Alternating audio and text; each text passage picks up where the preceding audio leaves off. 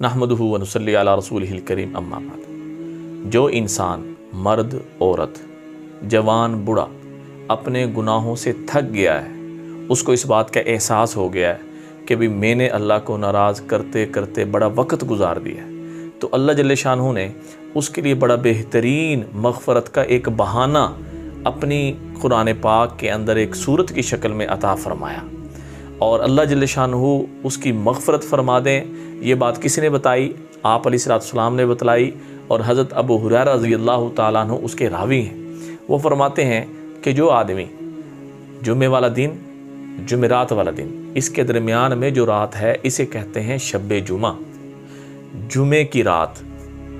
तो इस रात के अंदर ईशा की नमाज के बाद से लेके सुबह सादिक तक किसी भी वक़्त भी ये सूरत जो पढ़ लेगा, अल्लाह जल्ले शानहू उसके सारे गुनाहों को माफ़ फरमा देंगे, अल्लाह उसकी मग़फ़रत फरमा देंगे।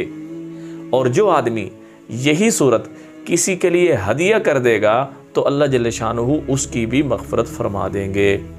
वो सूरत क्या, कौन से पारे में है? 25वें पारे में। 25वें पारे का नाम क्या है? इलैहि युरद्दु इल्मुस्साअ।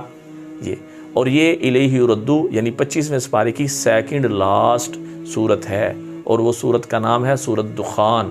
3 रकू हैं और 59 आयात हैं। जो इसको शब जुमे में पढ़ लेगा, जुमेरात वाले दिन ईशा की नमाज से लेके सुबह सादिक तक पढ़ लेगा, अल्लाह उसके सारे गुनाहों को माफ़ फरमा देगा। अब देखें अल्लाह जल्ले शानहू ने कितनी मेहरबानी आसानी फरमाई है। कोई मग़फ़रत चाहने वाला जो अल्लाह पाक उसकी मग़फ़रत कर दें, तो लिहाजा हम अपनी भी मग़फ़रत करवाएं, अपने माँ बाप की भी करवाएं, अपने प्यारों की भी करवाएं। तो सारे इसका एहतिमाम करें, दुआओं में याद रखें। अस्सलामु अलैकुम व रहमतुल्लाहि व बरकातुहू।